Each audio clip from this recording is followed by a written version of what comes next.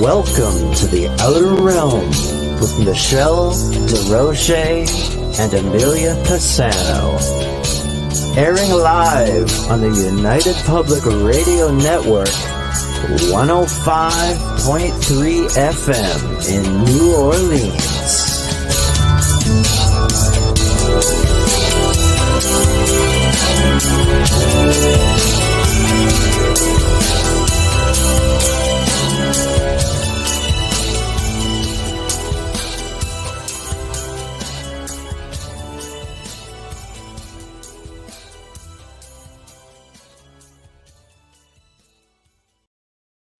Hello, hello. Happy Thursday, everybody. Welcome to the Outer Realm. We are doing a special show today. It's live for those on the Outer Realm YouTube channel, but it's going to be recorded for the actual live show this evening. So tonight, of course, we'll be live on the United Public Radio Network UFO Paranormal Radio Network 105.3 from the Gulf Coast and 107.7 FM from New Orleans.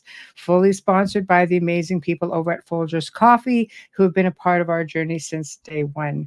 Also, big thank you to Justin Snicker, aka Dr. Snick the Sonic Surgeon, for his contribution of his time, his music, and his voice for the intro that you just heard.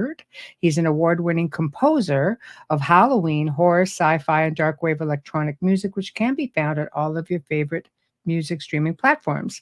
Also, big thank you to Steve McGinnis, the artist behind the logos and banners here at the show. Check him out on Facebook and Instagram. Also specializes in the horror genre, does phenomenal commission pieces of any sort, books, comics, you name it. He's your guy. So tonight, you guys will have the pleasure of listening to the show. And for those who can make it and tune in today, kudos to you. You were listening last night. Anyway, we welcome the return of our dear friend, and as I like to say, frequent flyer guest, Mark Olly, all the way from the UK. He is definitely a repeat guest because he's got so many amazing things to talk about, wealth of information, loaded with knowledge, the kind of guy you could just sit down with and, you know, sit at a pub and just pick his brain till there's nothing left because there's just so much stored in there. So we're going to give it a whirl today. So the topic of conversation is the real Da Vinci Code. So controversial, you know, some people are all about it. Some people are like, that is ridiculous. Then there are people who get into the conspiracies. There are people who have written about this and ancient bloodlines, and some of it has nothing to do with it at all. Right? So without further ado, Mark Olly, how are you? Hello, nice to be back. Oh, thank you. I love it. I love it. As I always say, one of these days you're going to switch me on like that. There'll be nothing here but a beard. I know. It'll just be a beard, you know, with a pair of glasses peering through. It's I just know. getting out of control, isn't it? I love it. But I am so glad you're back because, you know, every time we do a show, we sort of like jam about it and like, oh, we need to talk about this or we need to talk about this. And then we just book you in for the year and then we just come up with all sorts of different things that we can talk about. And this one, we've kind of bounced around like quite a bit, haven't we? Because I think it's been in the background from day one. You know, we came together and we mentioned Templars, and then inevitably it goes to the Da Vinci Code, and it was like, shall we do it? Shall we not do it? Shall we do it now? Shall we do it later? Yeah, because it's just so much. Like you don't really know which way. Well, I mean, there's a lot of ways that you can go, especially when you incorporate the Knights Templar, and I think that was one of our last or second last episodes that we did. It was very, very detailed. But if you are following suit with them being keepers of knowledge and a secret bloodline and things like that, then, you know, it could get hairy. It could get hairy. It could. And this is live without net as well. You can't edit anything out. So it's going to show all the viewers what it's really like. Right. I know. Oh gosh. I know. You know what? It gets really crazy because Leonardo da Vinci is known for putting in his messages within his paintings, just in the imagery or symbolism or mirroring his paintings to show, for those who really look. And this pretty much started with him. So it's all his fault. Hence the title, the clue is in the name. Exactly. But I think what I find interesting about Leonardo, which we spoke about briefly before, was, the man was brilliant to start with, and then disappeared when he went for a hike, apparently for 2 weeks, and he came across a cave, and he resurfaced after 2 weeks, and apparently mind blown and even more information. So did he come across a portal, a vortex? Did he come across a bunch of ancient scrolls? Did he come like something happened to him in those 2 weeks, and he just seemed to come back with a little more information, more enlightened. There is a possibility he just ended up spending 2 weeks with himself. Because Yes. if you've got a brain like that, the amount of yes. stuff that builds up, the clutter and everything, as a word of wisdom to anyone out there whose brain is befuddled, go and stand on a mountaintop, go and sit in a cave. Hug a tree. Hug a tree, sit by the river, clarity, clarity. Yes. And it must have been an act of intelligence on his part to think, you know what, I need to get the hell out of Dodge. I need to go and sort this mess out. I can't even think straight, but at least I know that I can't think straight. You see what I mean? So that's kind of, I think that's what happened. I think he's toddled off, but he may have taken scrolls with him, and he may have been very selective in which cave he went to, because he might have known something none of the rest of us do. He made it sound as though he had some kind of an out of this world experience. Yeah, he did. Yeah. So hello, people chiming in. Hello. Very nice. I love the fact that there's only 18 of his 36 books left surviving. His notebooks. There's only 18 of them survived. The rest have disappeared. Where are they? Yeah, nobody knows what happened to them or where they went. It wouldn't be like Leonardo to burn them. He's not just going to throw them away. No, I'm sure the Vatican has them. Who knows? Well, it's brilliant. But in all fairness, to the Vatican, they do have all of this amazing stuff that they hoard. Sorry, but they hoard it. But they're safe if that's the case. Yeah, and I think somebody said there's what is it, 35 miles of shelving down there or something. It's not like it appears in the 20, film. Back on theme again. That wonderful big glass tank that they end up getting locked in the movie, and they have to push the shelves over to escape. You know what I mean? Yeah, sure. Oh, it doesn't look anything like that. It looks more like a sort of attic sale. It's just full of books, racks going everywhere for miles and miles and miles. It'd take 100 scholars 400 years to read them all. So maybe that's the problem. Nobody actually knows what's down there because they don't even know where to look. 2,000 years of people chucking stuff in this basement. At least because the Christians were said to have sacked the Library of Alexandria. How many other ancient libraries have they come across and just saved, them, borrowed? Yeah. So reappropriated. We can go with that one for sure. So where do we start with this? The movie, this almost wasn't a thing per se, maybe among, people who studied Da Vinci, or there's a lot of books were written prior to the film. Dan Brown's Da Vinci Code. There were other books out there. Henry Lincoln was big into it, and then seemed to change things after a while. After the movie came out, I was like, he sort of teetered onto more geographical stuff after that. And the same thing happened to Dan Brown. He stuck with the religious theme and then went somewhere else. He did The Sign and he did various other ones. And, I think the next movie deals with the potential of, some bomb going off and blowing up the world or whatever. It just goes off, into something else. It's only really the Da Vinci Code that deals with that one particular collection of subjects. Interesting. But right at the very beginning, you've also got to remember, I'll tell you a story. And this underpins everything, and it's really quite important. And I was there at the time, so I kind of remember this. I've got first-hand knowledge of this. You've got this idea that Bagent and Lee write this book called The Sign and the Seal. Right. Now, The Sign and the Seal pulls all of the loose threads together, basically. And then Dan Brown comes along and he writes the Da Vinci Code. And the Da Vinci Code is very similar in a lot of its content to what is in The Sign and the Seal. So at the end of the day, these two different authors decide, the Bagent and Lee and Dan Brown, they decide to take each other on in a court. So they're going to have a go now. They're going to have a ding dong because, he's pinched my ideas, he's pinched my ideas. And well, the same thing happened with Holy Blood, Holy Grail, apparently, that litigation, they took them to court. Yeah, that's another one. Holy Blood and the Holy Grail. That's another one. That's Bagent Lee as well. So put that one in the mix. Anyway, they saw the whole of the moon over this. They really got. In fact, the Holy Blood and the Grail is a better example. So I'll go with that one.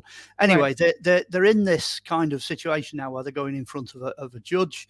Mm-hmm. The judge then has to decide who's breached whose copyright. Now, this is where it gets really interesting, because the judge decided that both books were fiction. So they couldn't steal off each other. One, Holy Blood and the Holy Grail, that's fact, and Da Vinci Code, that's fact. No, neither of them is fact. So the whole court case collapses. But, and this is the real punchline, all of a sudden the Da Vinci Code is in at number 1 on the bestsellers.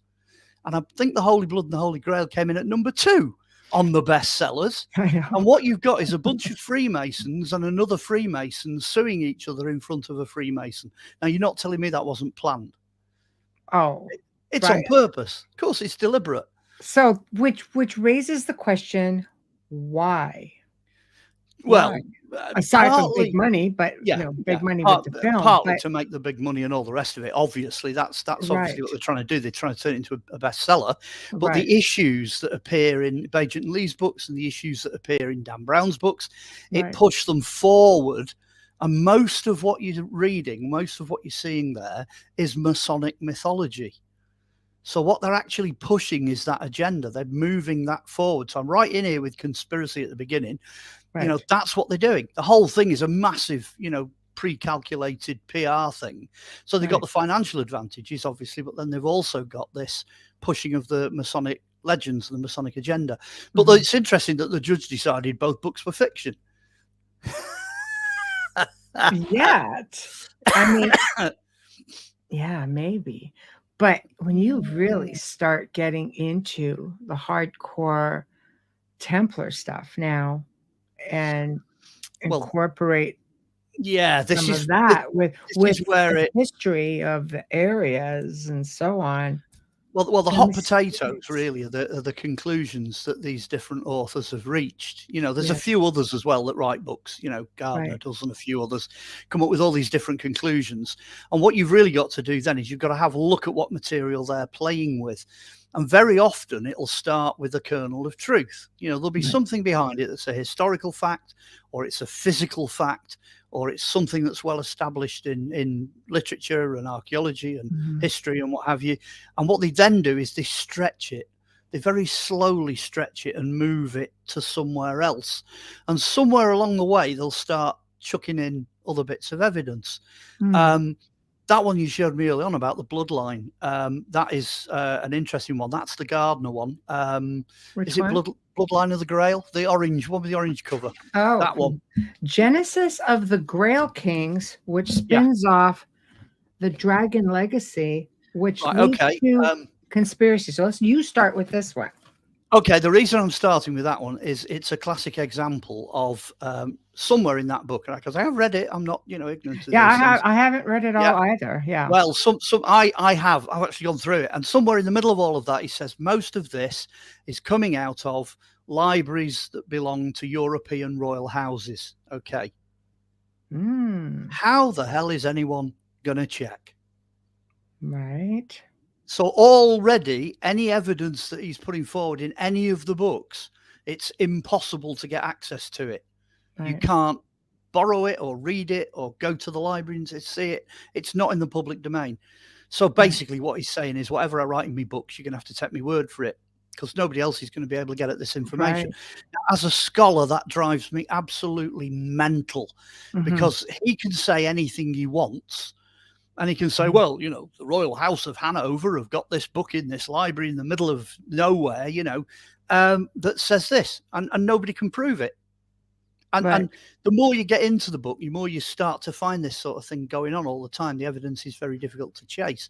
Now, I'm not changing topic, but obviously I've done no. Believe me, we do this, but then we always come back. So I've done stuff on King Arthur, so I know about Grail. I've been on sword material, and at the end of the day, I don't care what's going on in flipping Europe. Arthur's British, he's a Northern Welsh Celt, and this he's is ours, darn it. Yeah, he's ours. So if anybody knows anything about how the Grail fits in and all that sort of thing, it's me. And then also at the other end of the scale, I did me 3 years at Bible college. I've studied all the biblical stuff. I'm bang in the middle of writing a book at the moment that's took 47 years to do the research, and I have actually got a large percentage of early Christian documentation that you'll find in the Vatican Library, because I've gone and got it, and it's in the next book. So I'm looking at a book like that, which is based on, let's say there's a document that's from a library in Hanover that's 17 whatever, it was written in 1740 or 1780 or whatever, and I'm pulling out a translation of a scroll that's written in Greek that was written in 200 AD. And I'm like, well, which one would you believe? I wouldn't believe the stuff that's only a couple hundred years old. Forget it.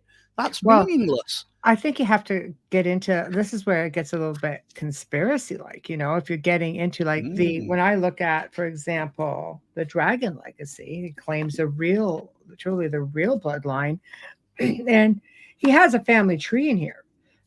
Now, what throws me off is because I've taken some pictures. I am showing just so you guys could see where I'm at with all of this here. But there's one thing in here which I found very interesting. Bear with me. Do you know, you don't even need to put it up. I'm going to guess it's probably something to do with Joseph of Arimathea. And it'll be the Mary and Joseph line, I would imagine. Probably. I don't know. You know what is I find interesting? They show Jesus Christ and Mary Magdalene, okay? But what I find interesting when I look at it, it's got Charlemagne here. Let me just try it. I'm going to bring this up, and I'll put them up. Let's just try to look at stuff here and just see what is what, because I'm pretty much there right now. Okay. Is this the one I've got right here? Yeah, this is the one. Okay. So this right here, I can't make it any bigger, I don't think. Okay. No, I can't make it any bigger because it's just part of the email. But what it shows here is you've got Charlemagne, right? King of France. Yeah. All right. So he's in there. Then you've got, here's the part I find different. And what this says is Jesus. Okay. Yeah. I've got to find a way to make this bigger. Oh, I can. Okay. You just read it off the screen. I need my eyes for that. 1 second. Oh, gosh. I'm going to do this better. So I want everybody to see it. So, well, I might be able to save you the trouble. Okay. You got your eyes on? Okay. And I'll go back on topic. I'll go back to the Da Vinci Code, because the answer to this is in the Da Vinci Code. Okay. Believe it or not. Can you read this then? Because I can't. I wouldn't stand a cat in hell's chance of reading that. Okay. Because right. You're smaller on I will my read screen. it. I will read it. I will read it from the book. Okay, guys. So what it says here, what I find really interesting is it says Jesus, and I think that looks like Bethlehem. God, I can't even read it. This is terrible. Okay. Well, the whole Mary Magdalene thing is what you find in the Da Vinci Code, and what they use in the Da Vinci Code is the Gospel of Mary. So they're using the Gospel of Mary as the basis for that, which is a recent rediscovery of a very old Gnostic gospel. That's what it is. Now they know the Gospel of Mary was probably kicking around in the 2nd century. Okay. Oh, that's better. Mary Magdalene. There you go. Okay. Right. This right under where it has Judas of Gala is what it looks like. Judas of Gauls. Okay. And then we get into this one right over here, which is founder of the Essenes, Maggie. Essenes, Samaritan Magi. Oh, and okay, there we go. So but what I find interesting is you've got Jesus here. Yeah. AD 33, Mary Magdalene, high priestess, no less, of a place of what is done. Is that Pan? High priestess. It looks like it's a D. So hold on, I'm just gonna have a better look right here. Hold on. Diana, perhaps. Yeah, I've got Dawn. them. I've got them all in front of me. I just have to. Hey, Dan, Dan. Dan, Oh, Dan. Okay, High right? Priestess of Dan. And One it's of got the tribes of Israel. Yeah. and it doesn't say Yeshua. Well, it does, I guess, in a way. It's Is that Jesse? Yehoah. So why would JES. they put Jesus in here? Because that wasn't his name. This is what Well, throws yeah. me off of Do it. you want the long answer or do you want the Yeah, short answer? Any answer you want.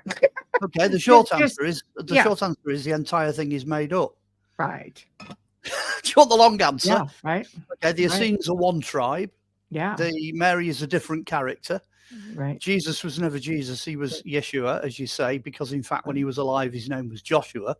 The reason we've anglicized it to that is that 22.3% of Israel had male names Joshua, Right. because Joshua was the Old Testament, heroic, like warrior character. So it's like being called whatever David when David Beckham was a footballer. Right. It's on that kind of level. So Right. that's why we call him Jesus, because it's the Greek and Latin anglicization of his Hebrew name. All the other things that you found on there, I mean, Judas is a gospel for Judas, and it's a very different opinion, and he's a different character, but not what it says in that bloodline. That bloodline is just made up. It's nonsense. This is Charlemagne the Great. They've got Emperor Charles the First here. They've got but by the time those Kings. The Fisher Kings. Well, by the time those characters were alive, Jesus had been dead over 1,000 years. Yeah. It's done and dusted. So the only way to really solve it is to go back to your source material. So if you want to go and read the Gospel of Judas, they've just translated that. That's come into print. You want to read the Gospel of Mary, it's part of one of the libraries. I'm pretty sure off the top of my head, it's Nag Hammadi Library. So go and have a read of that, because that's in there. And what you do is when it gets to the bit in Da Vinci Code where he's reading, and Jesus kissed Mary on the lips. Oh my gosh, yeah. Well, what it actually says in the Gospel of Mary is it says, and Jesus, because all the words are corrupted and they try to put it back together again. Then you get the word kissed, and then it's implied that it's Mary, and then the rest of the document falls apart. So the rest of it's reconstructed when you see the original thing. Right. So it doesn't tell you where he kissed her or why he kissed her. Could he give her a kiss on the cheek or the forehead or whatever? And it in certainly no way does any of these extra gospels or the extra canonical material, none of it gives anything away whatsoever about Jesus' relationship to Mary. The fact that they say she's a priestess or she was a prostitute or whatever label they give to her is all Catholic fiction. It was all made up. She allegedly came from a fairly wealthy Egyptian family, didn't she? Well, she could potentially be the one that anoints Jesus's feet. So she could be that Mary, as in Mary and Martha, in which case they're just an ordinary middle class average Israeli family. That's it at that time. Right. Well, Hebrew family at that time. That's what they are. So that's what a lot of the scholars think, is that she's the Mary from that. And basically, for various different reasons, they're best mates. That's what they are, that she is the female balance in the disciples, among a lot of other ladies, incidentally, who never seem to get any mention. So that's quite radical. The other side of it, there was almost as many ladies, if not more of them, than there was disciples. So what Jesus has done, his group is extraordinarily balanced. But the real kicker, and I think I mentioned this before, I might not have mentioned it, I'm not sure. The real kicker is when you start to look at the fact that Jesus himself said, I effectively have fulfilled the law. I have basically done everything that is written in the Old Testament and proved that it can be done. That's it. That's what I've done, etc. I was born to a virgin. I broke a virgin. I'm married to the virgin. That's what the law says. So in effect, Jesus, he didn't say that, by the way. That's what the law says. That's Old Testament canonical law. So if you know that legally, not biologically, but legally, he's married to his mum. That's why the Catholics have her as Queen of Heaven, because she's married to God. No argument there. Not Joseph. No more children by anybody else. Forget all of that. She's not doing anything naughty with Jesus, and he's not doing anything naughty with her. But so in effect, they claim that he had brothers, right? But they're all adopted, because Mary's husband that adopts Mary is Joseph. Joseph is the oldest member of one of the youngest members of his family. So when any of his brothers and sisters have died, he's taken on board their families. And that's why Jesus turns around and goes, when they say your brothers and sisters are outside, and Jesus said, well, that's not true. My brothers and sisters are here in this room. He wasn't being nasty. He was just making a point that the rest of them are adopted. They're not biologically his anyway. Right. You know, nothing to do with him. So he stands alone. He is a product of Mary. So that's the whole point of the virgin birth and the divinity side of it, which gets conveniently brushed under the carpet. Oh no, we can't be having any of that miracle nonsense. You know, can't possibly be the person that he said he was. So that all gets brushed under the carpet. But he is absolutely legally, federally, he takes the role of the husband. When Joseph disappears out the narrative, he takes the role of the husband with Mary. And that's how it should be. I mean, a lot of the pagans out there will be going, yeah, no problem with that. The god marrying the goddess. Yeah, no problem at all. That's precisely what is supposed to happen. Well, I mean, you look throughout ancient cultures. But they don't produce any kids. No kids. No bloodline. So essentially, what you were saying is that there is the idea of a royal bloodline between Jesus or Yeshua and Mary Magdalene is a complete no-no, total no-no. So their kids would have been like the kings of the Merovingians. You're saying no, they made it all up. They invented all that. The whole lot of it's just total, complete and utter nonsense. It's unsupportable. It doesn't fit the early narratives of the church for about the first 400 years up until. But we know that the church likes to tell tales, though. And they like to hide stuff like that, right? I am not disagreeing. I am not disagreeing in any way, shape, or form with how the church have to play all the conspiracies.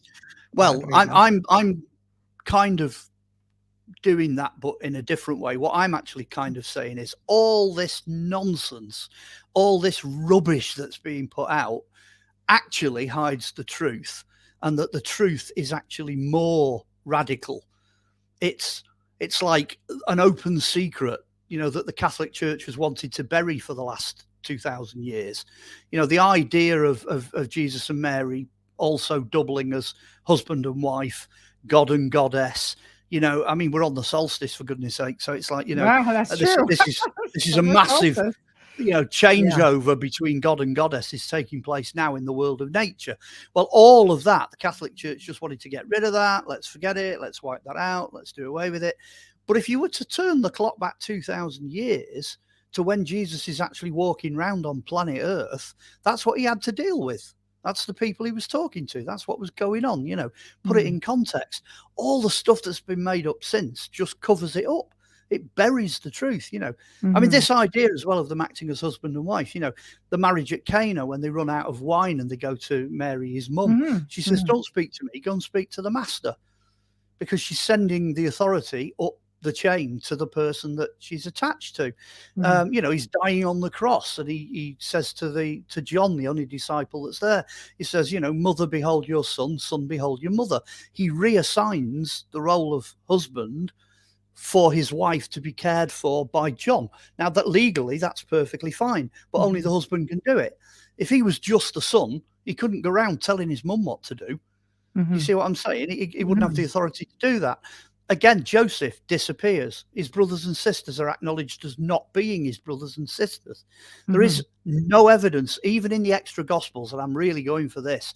There's a lot of stories about Jesus and Mary. Spent 3 years studying, like, years and years. I'm going to publish some of it. I will put the Mary bit in print. I'm actually in the process of editing it now. So even in those Gospels, it doesn't say that there was any activity of that kind between Jesus and Mary. It doesn't. Yes, they had a lot of ding-dong, and yes, the rest of the disciples were really jealous of whatever it was he was telling Mary, but because they had a close relationship, but not a sexual, physical relationship. So there's no bloodline. And again, this bloodline thing is actually covering up other bloodlines. So where are the real Grail kings? Where are the real bloodlines, the royal bloodlines? You know, where's the bloodline of David? You know, where's the priesthood forever after the order of Melchizedek? Well, did Mary, was that not part of Mary's bloodline? Like David and then Yeshua, part of that line? No? Yeah, but where's the real one? Where's it gone? They're just extra players. Do you understand what I mean? They've got that, they're labeled with that. They're there, but where's everybody else? Yeah, where's everybody else? And what does Right. it mean? You had Zadokite priests, you had, all the Sadducees and the Pharisees, and you had all these different other orders that were vying for control. So where's the priesthood after the order of Melchizedek? That's a different kind of priesthood. Now, that is worth digging into. Anybody that really wants to know where things are and where they've gone, because those appointment, not by heredity. So that's a difficult thing for people to come to terms with. You could be one, I could be one, anybody could be one, basically. So it kind of blows it all open, which is what Jesus did at the crucifixion. He blew it all open. Temple curtain tears, wham, God's out. He's no longer in the Holy of Holies, he's out. So it changes everything. It moves the goalposts. And then all of a sudden there's a mad scramble by everybody in authority, like you say, the church, what have you, to bury that and get rid of it, because you want the Pauline priesthood, which is what we've got now, and you want the ancestry from the disciples, which eventually becomes the popes, which are back engineered. Everybody knows that before Constantine, nobody was known as a pope. It goes back. Interesting though, the first pope, actually, his mum, I think it's Julius, the first pope anyway that's named in the pope list. You'd have to go and look it up anyway. His mum is British. She's a British Celt. He's described as a product of a blue maiden, a blue lady, which is a British one. So things like that are just covered up. They're just buried. Nobody so wants that would be a Mary Magdalene line, because she allegedly, again, I say allegedly, you might know, was married and had children with John the Baptist. No, because he was already dead. So she didn't have. No, but that's impossible. That, right? Because there are some things, information floating around that she had children with John the Baptist upon his death. Jesus being of the family, John responsibility for her and the children. Yeah, John the Baptist is. Let me get this right. Mary's sister produces John the Baptist. I'm trying to remember the family tree now up here. Right. So that's why Jesus and John the Baptist are both related. Yes. But John the Baptist is fractionally older than Jesus, is completely celibate, because that is what he is. He's taken the vow of, poverty, chastity, he lived like and a obedience. hermit, right? Yeah, basically, yeah. Some people think he was an Essene. Some people think that's why he grew his hair long and he looked the way he did. And, so he's not going to touch a woman. He would think a woman was absolute, anathema. He wouldn't go anywhere near. And he was dead because he was executed by Herod. Right. His head was chopped off. Yeah, when Jesus was still alive. All before, yeah. Jesus goes on for another, 20 or 30 years after he's dead. So but the Magdalene, if the Magdalene is the one that anoints Jesus's feet, and she's a quote maiden, then when John the Baptist is going around baptizing people, she'd be about 3 years old. Right. It doesn't work. It's impossible. See, people, they don't really put all this into. That's why I said most of these family trees are nonsense, because what they pull out familiar names and things that people go, oh yeah, I've heard of that. I know who the Essenes are. Right. They wrote the Dead Sea Scrolls. Well, actually, they probably didn't. That's something that was made up. That's a Dead Sea Scrolls conspiracy, because the Dead Sea Scrolls have nothing to do with the Essenes, really. Some of it is, but most of it isn't. So that doesn't work either. Were Yeshua and Mary and Anna, they were Essene as well? No. Well, come on. I mean, the guys that are looking at the Dead Sea Scrolls, they've found scrolls that refer to this person known as the teacher of righteousness. And they've had this massive ding-dong as to whether that's Jesus or whether it's John the Baptist or whether it's somebody else. Now, what they've done with the Dead Sea Scrolls now is they've got a proper timeline. They've actually been able to date them all and work out the language and this, that, and the other. It's definitely neither of them. It's not John the Baptist and it's not Jesus, because they come at the wrong time for the references to appear in those documents. I think the documents are actually older. So yes, they could be prophetic, they could prophesy it, but they're not written at the time to refer to those two people, if you see what I mean. And then there's some debate as to whether or not those documents were stored and hidden because the Romans were attacking the temple in Jerusalem, which would put it just after Jesus' time for the hiding of the Dead Sea Scrolls. They would be hidden then. They would be gathered together as a library to protect them. Although some of the scrolls date later than that. Some of them go much later than the destruction of the temple. So again, it's a huge mishmash of stuff I'm trying to make sense of at the moment, which is quite handy for this interview, actually, because most of it's like stuck up here. But yeah, it's the thing to do is to do what I did with King Arthur, really, which is to get hold of all the material, try and put it in date order, because then it makes sense, because something can only happen after something's happened. Then after that, you end up with a timeline that gets rid of so much of the nonsense. And then have a look where different characters and different things are and try and put them in context. And some of them never even met in their lifetime. They didn't even know each other. They were either gone, or they came later, or they were in a completely different geographic place. They were never there. Well, it's like even the role of Joseph of Arimathea, just from your book, had a much bigger role in the crucifixion and the whole life of Jesus than you even really know about. Well, this is where it gets interesting as well. There's an extra bit that they mention in the New Testament Apocrypha. Okay. And I think I'm right in saying it's actually a gospel called the Gospel of Pilate. So the Roman guy that executes Jesus, his wife, we know this from like ordinary gospel material, his wife had a dream and basically converted and became a Christian and went to Pontius Pilate and went, "You do not want to execute this bloke, do not do it." And at this point, Pilate is still a Roman. And this is where it gets really interesting, because he goes ahead and does the execution, but then he washes his hands. That's the famous, I wash my hands of this, I am not responsible. All of that had to go as a report to the current ruling Caesar in Rome. And what the Gospel of Pilate is what Pilate wrote to Caesar Augustus. He writes, this is, this weird teacher from, somewhere in Galilee or whatever, and gives you the full story. But then he also tells you all about Joseph of Arimathea. So but this is not, we're not talking Bible stuff. The Christians have never got hold of this. It's coming from the records of ancient Rome.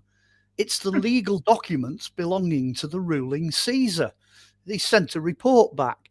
Now, when you get hold of that, that's quite believable. You know what I mean? Whatever's written in that, they've got no axe to grind. Right. And the funny thing is that Caesar actually rollicks him for doing it. Caesar writes back and goes, "Do you know what, Pilate? I want you in my office.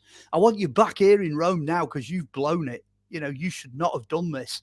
And he drags him back to Rome. So there's a lot of real negative, like proper, fisticuff stuff in this gospel. And you look at it and you go, actually, I believe it. That's how the Romans behave. That's what they did, So if the structure of that, the report structure, the legalese, everything, if it all fits, it kind of makes the rest of it true as well. And it's not coming from any Middle Eastern source. It's coming from the libraries in Rome.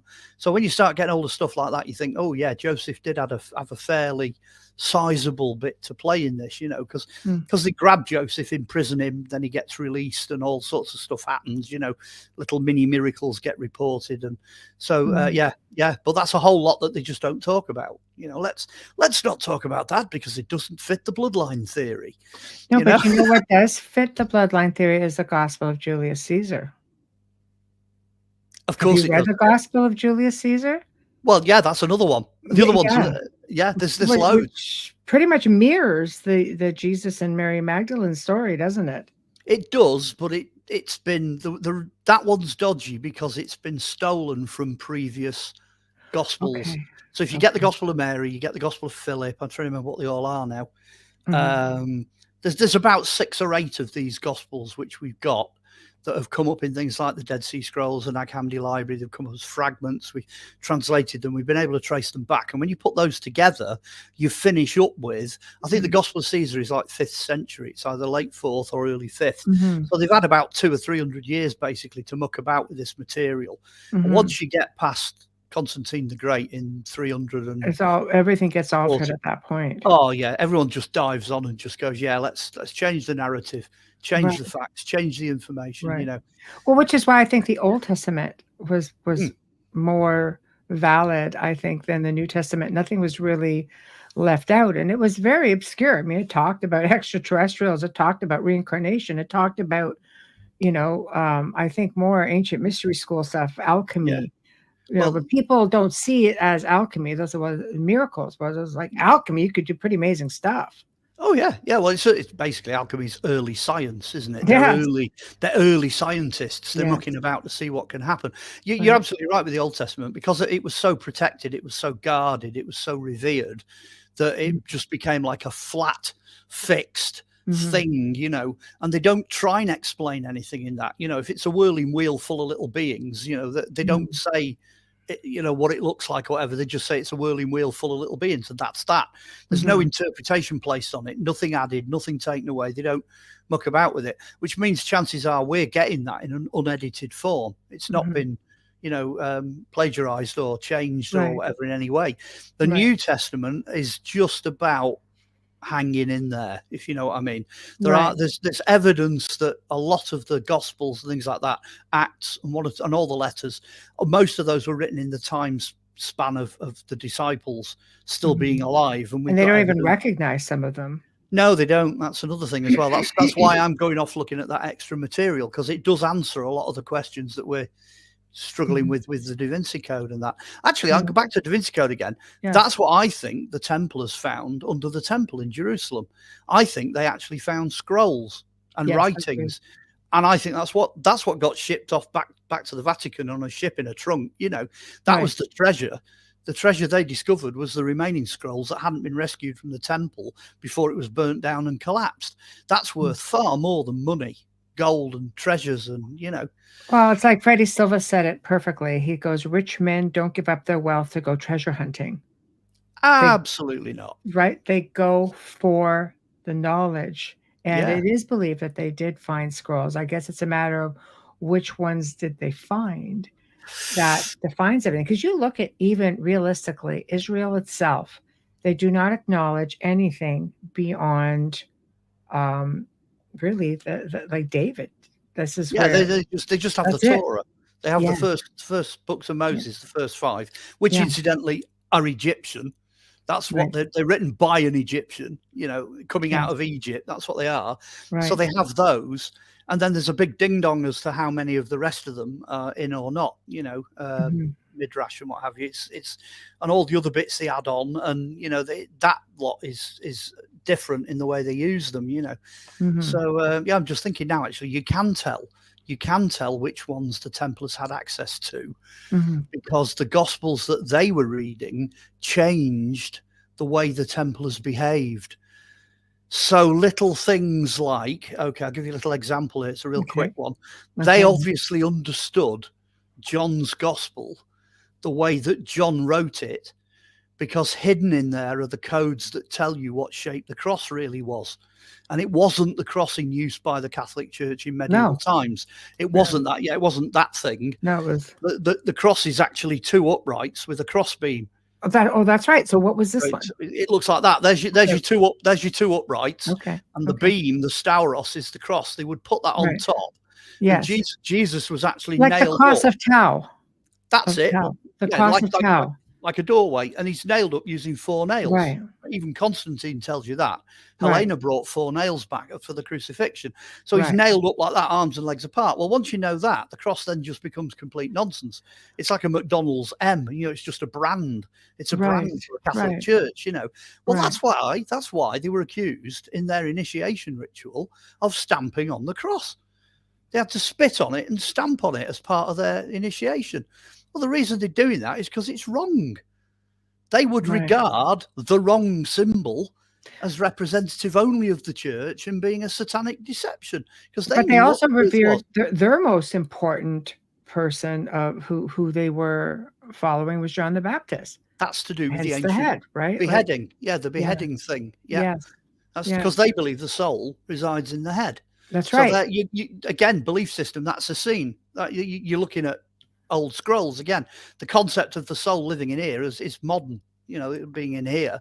Up here is where we live, according to all the ancients. Well, so I was going to say, when you start engineering this backwards, you can see where they're getting it from.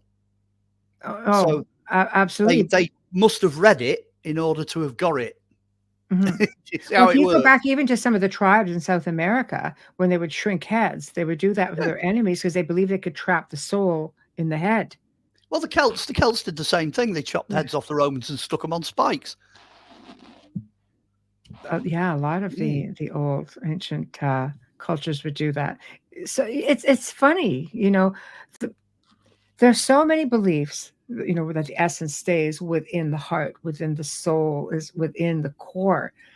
But when you really think about it, and you go back to just what we're talking about, it's the proof is in the pudding. That's that kind of thing, right? It's all up there. They would just stake the heads, or they would shrink the heads, or it was all about the heads.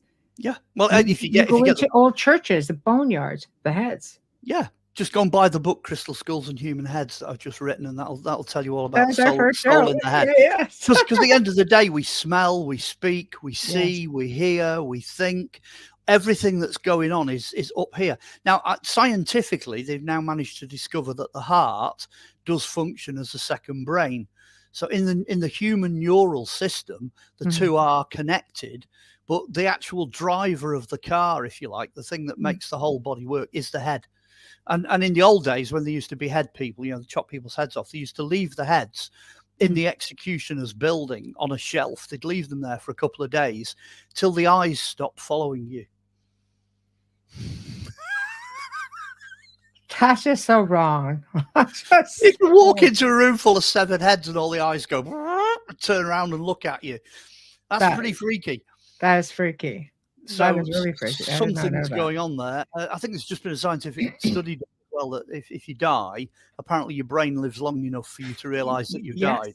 Yes, that's right. I've read that, but you don't Yeah. really think about it in that context. No. It's still gonna be.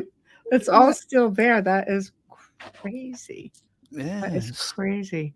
So okay, so we've worked out a lot of that. Mhm. Okay, so let's get into the myth of the Priory of Sion, which, if you go back to it, it goes back as far as 1963. monastic order founded in 1100 in Jerusalem. Nope. Priory of Zion. And then adopted by the Jesuits in 1617. Nope. Priory of Zion, the very first articles were lodged Okay. in a library in France by a guy called Pierre Plantard. And I think I'm right in saying they were lodged in 1963. Yeah, and but he started the order. And then that was picked up by Henry Lincoln, who does the Rennes Le Chateau books and all that. He picked up on it.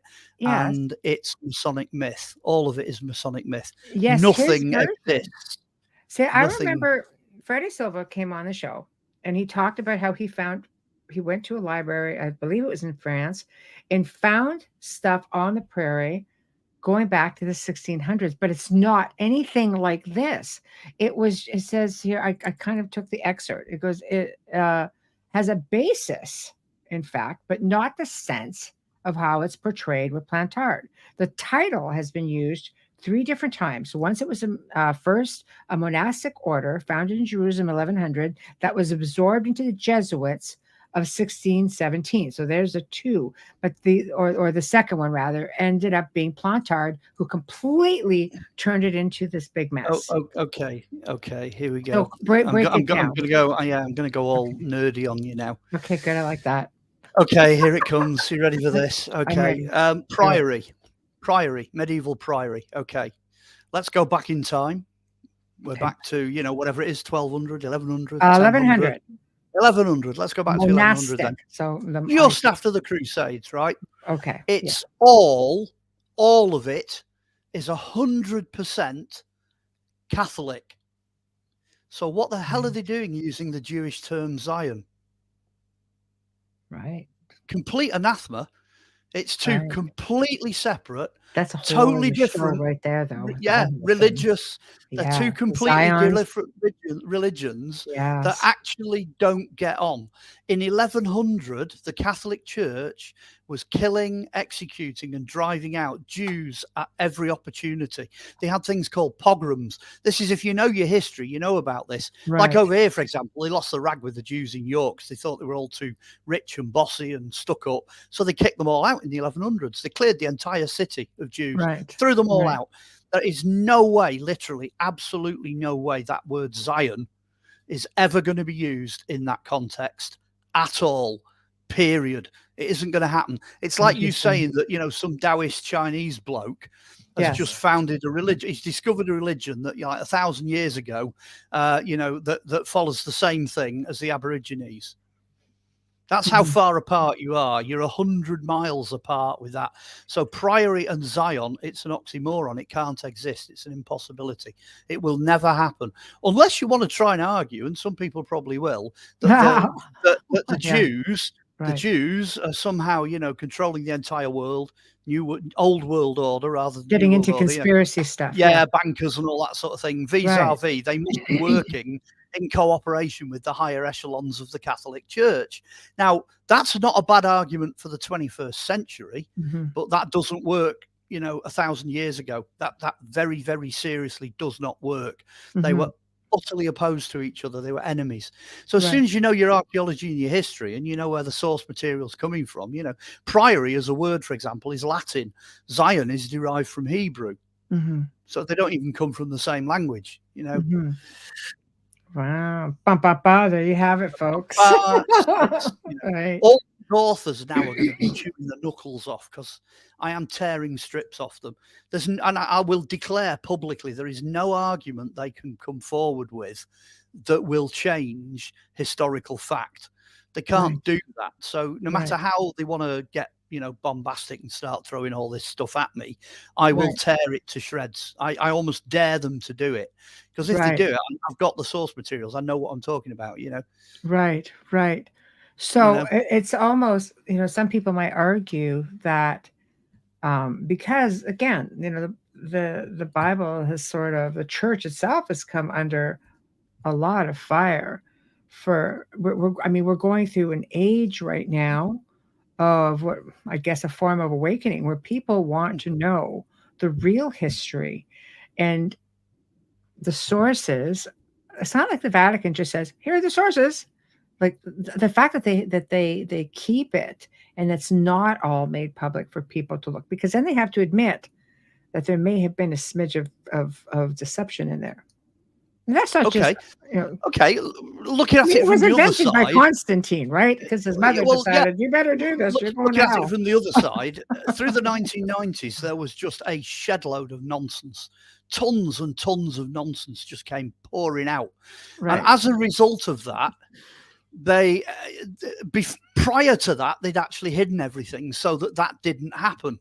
Basically for the last 150, 200 years with all this stuff coming up, because actually it began in Victorian times. The first scrolls were coming up in the 1800s, late 17s, early 18s. All the Coptic manuscripts and all that are all coming out at this point.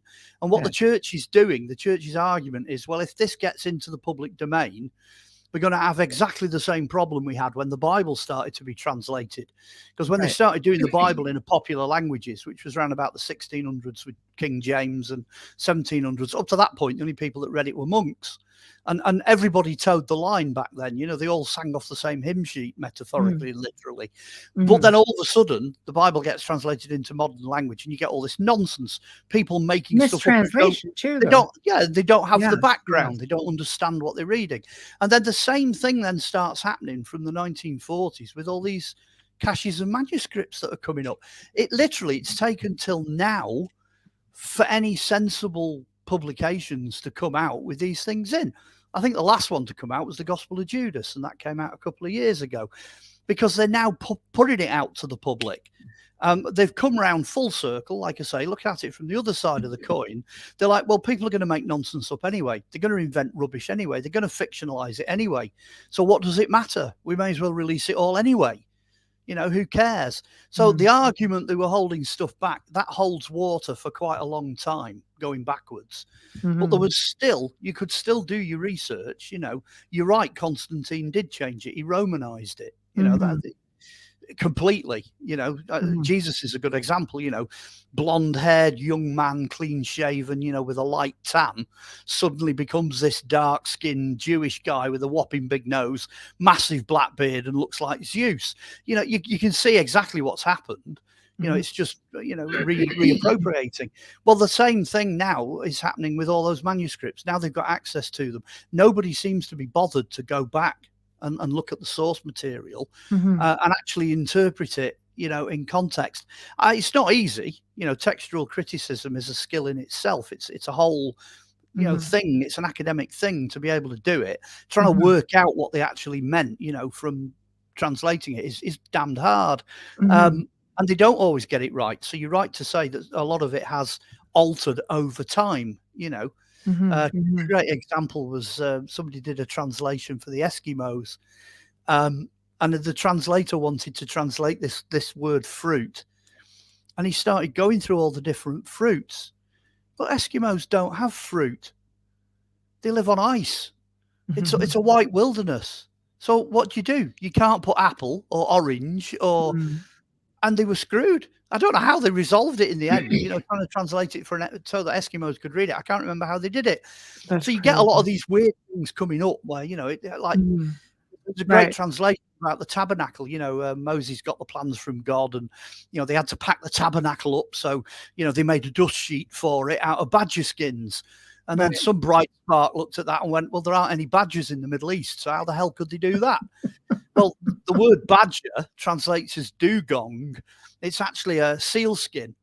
Right. But the guys that did it didn't know what a seal looked like because they were translating into English. That is part of it. You're going way back. Right. But but dugong, which is the seals, that was what the Egyptians used for leather. So that is actually correct. That's the correct translation of it. But badgers is completely wrong. You know, you got this impression that there's this big baggage train that's got black and white stripes all over it, you know, going through the desert. Nah, that's completely wrong. Right. So you've got to make allowances for this transliteration that goes on and stuff like that. But that is a good example of how to do your due diligence, do your homework, and go back and have a look what the original stuff says. You know, half the people that produce these books, they know at the outset that they're making stuff up. They reject the evidence that contradicts, and then they don't look at the evidence that they want to use properly. So you end up with fiction. We're back to where we came in at the beginning. That judge, you know, looking at the Bagent Lee stuff, Holy Blood and the Holy Grail, and, you know, signing the seal and all this kind of stuff. They're looking at that and they're just going, no, you know, you're making all of this up. And it is a Masonic myth, and I can confidently say that because I know quite a bit about the Masons as well. So I know where they're coming from. Right. You know, they're delighted to have, you know, their stories accepted as fact, but you know, there's nothing to support them, I'm afraid. So what became? I mean, obviously, a lot of this is centered around the south of France. Yeah. You have people coming to the area. Mary Magdalene and 3 Marys were said to have gone there, allegedly. You know, Jesus Christ or Yeshua. Like, do you believe he traveled? Like, a lot of people believe he traveled in his years to different parts and studied with the Celts and studied with, you know, you've got to kind of look at what's possible. If you look at what's possible, the idea that he was nailed to the cross but survived, that's Gnostic Gospels. That's in, I think it's Gospel of Judas, actually, funnily enough, that he survives and he lives on and then he goes off to evangelize, you know, all these different places. You've then got to look at that and go, well, hang on a minute. Whoa, wait a minute. The majority of people are agreed that he died. So the next question is, what is Jesus doing in somewhere like India? Well, the simple answer is that there's so many people with that name, because it's not Jesus, remember, it's Joshua. There's so many people out there who are following Christianity with that name that, of course, Jesus can go and evangelize India. It's just not the same Jesus. So what you then do is you can write some of those off. Well, not write them off, but you can, how can I put it? You can believe them to be true, but you've got to be sensible. You've got to look at the evidence and think your way through it and go, well, yeah, of course, it's somebody called Jesus preaching that gospel. It's just not the resurrected Christ because he's gone. You know, that's the end of that. But then if you go back the opposite direction, you say, well, is it possible that Jesus might have come to, say, Cornwall with Joseph of Arimathea as a tin trader? Well, funnily enough, archaeology actually kind of backs that up. There's so much trade the unbelievable amount of trade going on. Bronze Age, Iron Age, Roman period, you know. This would have just been before his preaching years, obviously. Yeah, so you're talking about sort of the lost years, if you like, you know, when he's from his teens up to when he starts preaching, you know. There's a good number of years there where Joseph could have said, you know, come on, mate, this summer, let's go over and have a look, you know, let's see what you think of this and see what you think of that. So he may have come to Britain, he may have gone to the south of France, he may have met the Druids, you know. It's a possibility, you know, that could happen. You know, that's fairly realistic. But the idea of him just going on for like hundreds of years after he's died, that is just not realistic. What happens is you end up, you end up with all those evangelization legends and all this, that, and the other, and him living on forever. And you know, it's like Elvis working in a chippy in Birmingham. You know, this guy never dies; it goes on forever, and then all of a sudden it becomes rubbish, and then it rubbishes everything. It rubbishes the whole. Well, I don't know so much that it went over hundreds of years, but some people do believe that he was taken off. Well, they've got him in the second. They've got him in the 2nd century, so that would be you know 100 years after he was dead. Yeah, but it's just not the same Jesus. You've also got the problem as well of names, because back in the day, if you were Israelite, you were somebody bar somebody else. So Jesus would be Yeshua bar Joseph, because he's, you know, Yeshua, son of Joseph. But the trouble is, there was probably several hundred Yeshua bar Josephs just living in, you know, Jerusalem alone. There's just loads of them, because they hadn't actually, you know, sometimes they used where you were from. Jesus of Nazareth, because he was born in Nazareth, so they'd use that. But there aren't any second names, and that goes on like that for quite a long time, right up to the time of Constantine. So you might have like 10 million Jesuses all over planet Earth and not know which one's which. That's believable. That's quite acceptable.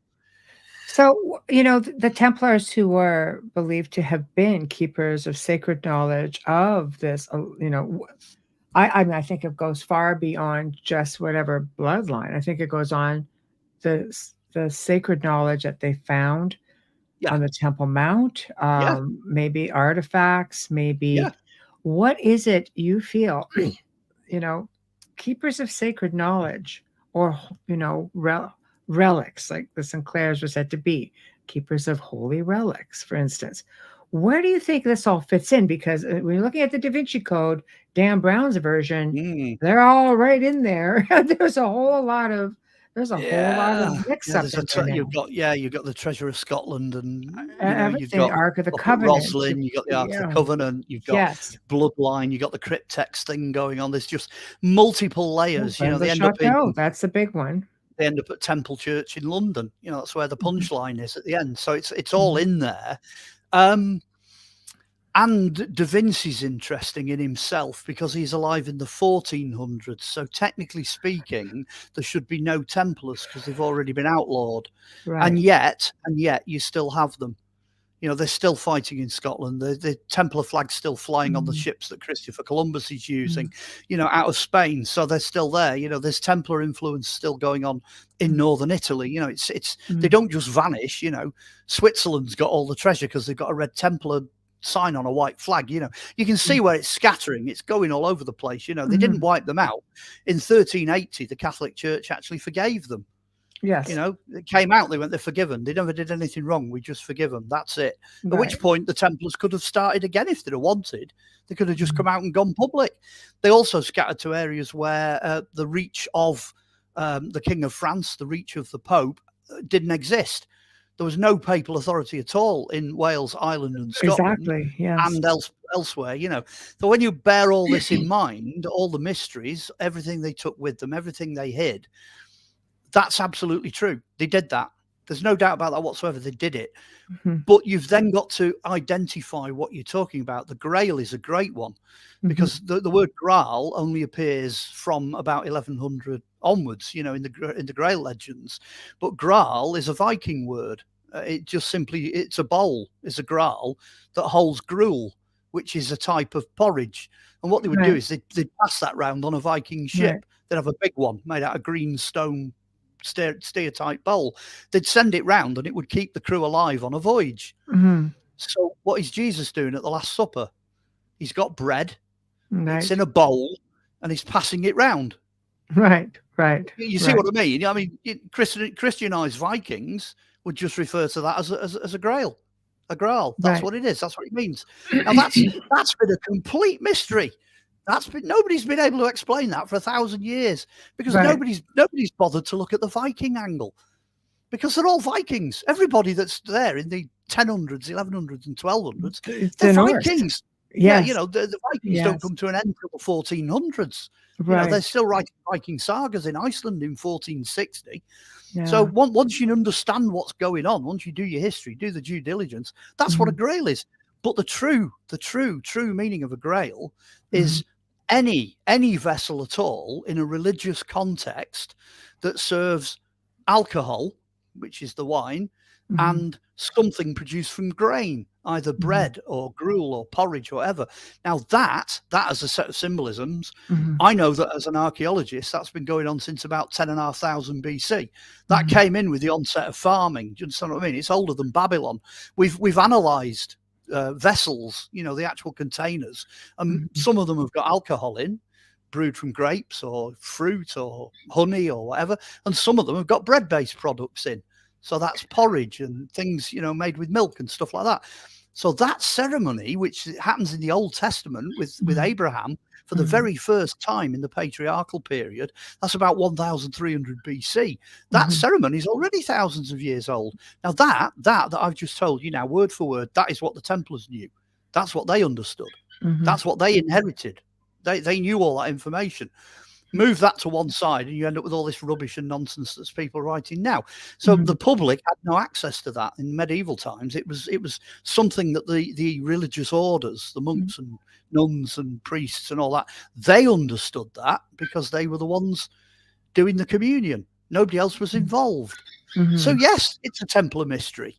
Absolutely. You know what I mean? Right. Yes, they've got lots of these grails. They're dotted all over the place. And they are sacred because they were used in that ceremony.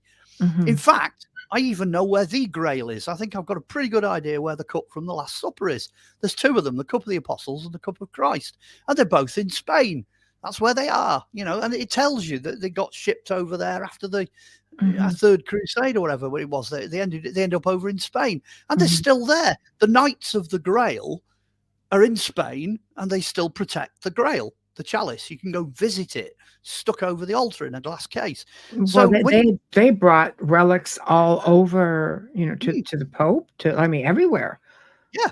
Some is even believed to have made its way to the New World. To America, yeah. So you've got nails, you've got shrouds, you've got pieces of the true cross, loads of them, grails. I mean, the other thing I always say to people, and they're like, "Oh yeah, that's a good point." That what happened to the rest of the dinner service at the Last Supper?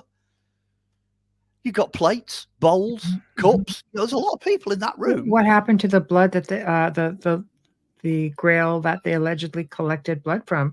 Yeah, the blood and the sweat of Christ, which is Joseph's thing. What happened to all the embalming fluids? What happened to all the stuff that was used when he was, you know, preserved and put into the tomb? And it just goes on and on and on. Yes, you've only got one shroud. You've only got one face cloth. You've probably only got 4 nails. But even that was said to have been designed by Da Vinci. It's not. I can guarantee. The Turin shroud is real. I'm going to nail my colours to the mast. All the stuff that says it's not, they haven't done the work. They've not done the science. They haven't done the archaeology.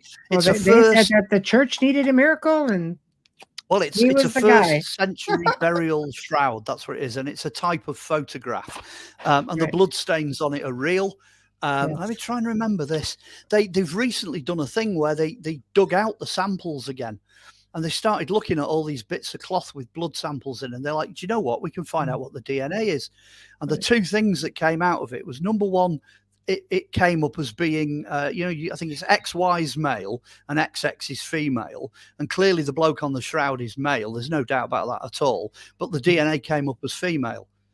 So you're like, hang on a minute, virgin birth. And the second thing to come up was I think I'm right in saying that the DNA, there's still a group of religious people living around Bethlehem now that have the same blood type.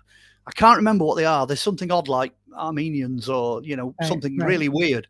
But they're still there, and they're the ancestors of Mary, because Mary was there. You know what I mean? It's tribe of David. They're still there. Right. See, that's what I was saying. Mary came from from the line of David. Yeah, but what I'm Yes. saying is that Turing shroud's real Yes. because it ticks Yes. every box. Right. You know, medically, all the damage is perfect. It's got all the, it's a first century piece of Roman cloth. You know, they can't reproduce it nowadays. The blood is right. The whole way they crucified him through the wrists and the ankles, not the hands. You know, that's correct. It's definitely not Da Vinci. It doesn't look anything like Da Vinci when it's reconstructed. No, I mean, but there's a belief that there was some kind of that he painted it. Not so much painted it. I think this just came up on a show that's new called Mysteries Under the Knights Templar. What they say is that the Vatican may have made a deal of sorts with the Templars, and that I guess it had already been researching using camera obscuras, as they say, and something had to do with reverse imaging using chemicals. In the end, you know, they say allegedly that it was not the image of Jesus Christ, and that they just used a regular body, and that Leonardo used his own face to represent the face of Jesus. How on earth they managed to get hold of the rest of the details then is a complete mystery. Yeah, There's even bits of what's out there. I mean, in the Turing shroud, there's the pollen, there's actual pollen from Jerusalem, you know, from that area. You know, like I say, it ticks every box. You just can't fault it. On a scientific level, there's things going on there that Da Vinci would have had no knowledge of at all. Like, for example, pumping the image into a 3D computer program, and you can pull the image out into 3D because the quote data is encoded in the shading in the shroud. Bearing in mind it's a positive image and we can only see it when it's flipped into negative. You know, some people even think it's got coins on its eyes, which was what they did when they buried people back then. And they can identify the size of the coin, and they can tell you which Roman emperor was on the throne at the time, around about 36 AD, when Jesus was crucified, and the size of the coin matches the emperor. Now, Da Vinci's not going to do that. He hasn't got the foggiest idea. It just goes to show you, though, what's out there, and that information is relatively new. It is, as far as putting it out there. You know? Yeah, I mean, the famous Colin Wilson book on the Turing Shroud is not bad, but I think he goes with the idea that it's dated in the 1230s because that's what they got on the carbon dating. Well, no, what happened was they took the carbon samples off the patches that the nuns had sewn on when it was damaged in a fire, and the fire is something like 1232 or 1236. So it's bound to come up as the 1230s. So that fits perfectly. The rest of the shroud, which they didn't manage to carbon date, the rest of it is a first century Roman cloth shroud. It's 2,000 years old. There's no doubt about that at all from an archaeological point of view. So yeah, there is so much new stuff that's come out since the Colin Wilson book. Absolutely loads. Yeah. So at the end of the day, this is not what we think it is. So you look, I mean, the relevance of Rennes Le Chateau, the relevance of, there was something about the area that made a lot of these really high profile original Templars, like Ct.Min., for example, the Grand Masters. Ironically, my family comes from that, you know, Alsace of Lorraine, the Templars of Lorraine, right? And I remember my mother on my mom's side, I remember my grandfather telling tales or stories that had been passed down, because in the war, he spent 2 years. He went back there and spent 2 years there before coming back. And there were stories that the townspeople, which could have been Templars at the time, this is going back, you know, this was something he learned from the ancestors, bought up land around Rennes Le Chateau. They felt that it had significant importance. Well, I've been through that area. I've done the whole area. Me too. Oh yeah, yeah. I love it. I love it. Go back. If you're ever thinking of going back, you know, phone me up and I'll join you. Okay, I'm down. I would love to do that again. I would so love to do it again. But again, if you do your history, the thing that attracted the Templars to that particular area was the Cathars, because the Cathars broke away from the Catholic Church. Now, that little example I gave you ages ago about them stamping on the cross, the Templars eventually ended up having very little to do with the Catholic Church. They realized, Gnostics, really. that's and you know, That's why they were down there doing what they were doing. But they found a lot of commonality with the Cathars, and that's why they chose that area to sort of major on. So they did take over pre-existing sacred sites. They did end up putting all the castles down there. There are tons of mysteries, loads of tunnels, loads of stuff down there. I've no doubt about that whatsoever.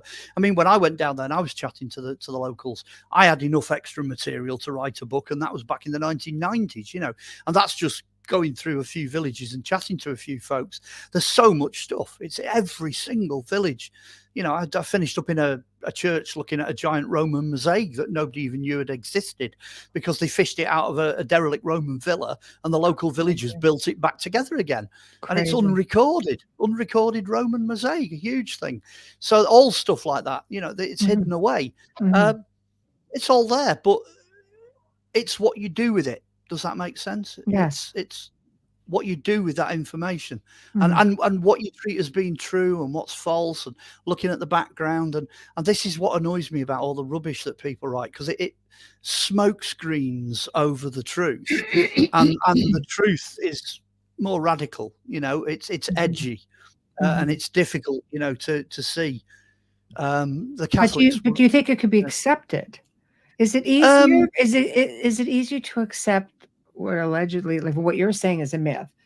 Is it easier to accept the myth than the reality, because it's so edgy and people are like, oh, that comes Mary's the mother? Like what? Well, yeah. Really? If you like myths, and let's face it, we've got television, we've got the internet, we've got flipping Disney, for goodness sake. You know, if you like your storytelling, you know, then our generations, the modern generations, will absolutely love all the books that are coming out. You know, they won't be bothered whether it's good or bad or true or false. They're after a ripping yarn. That's what they're after.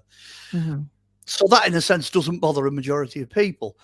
But if you're a historian, or you're a serious academic, or for that matter, if you're a Templar, or even worse than that, if you're actually a Grail Knight, you'd be seriously offended by some of this stuff. Or you'd be really happy that nobody knew exactly what you knew. You know, you'd be trying to hide the truth. Right. So it's both. You know what I mean? It's both sides of the equation. Some people don't want you to know because they're trying to hide the information, and some people actually do genuinely like a good yarn. They like it to become a legend and what have you. But you know, I mean, I always give this as an example. You know, the History Channel, they do a documentary on the Templars, and there's these guys all dressed in superb flowing white, you know, big red crosses on the shields, and they're riding down, you know, the hillside, you know, giving it the wah, you know, big swords and all that. Yeah, right. On a medieval battlefield, they would be dead within seconds.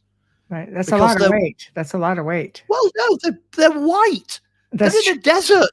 They're wearing white with a it keeps you cool. I think that's the point. But the shiny armor, you'd cook. It would cook you. Well, you'd paint the armor out. You'd let it go rusty. You'd wear brown. You'd wear blue. You'd wear black. A proper Templar cross is no bigger than the palm of your hand. Right. And they're sewn on here or on the shoulder. Yes. Do you know what I mean? Anyone that knows anything about the military text, one look at the History Channel like that, and they just go, "That's fantasy. It's Hollywood." Because you're also facing an enemy whose most famous development is the compound bow. You know, their archers would just take you out like a sore thumb. Yeah, you'd be gone in seconds. So it's not real. None of it is real.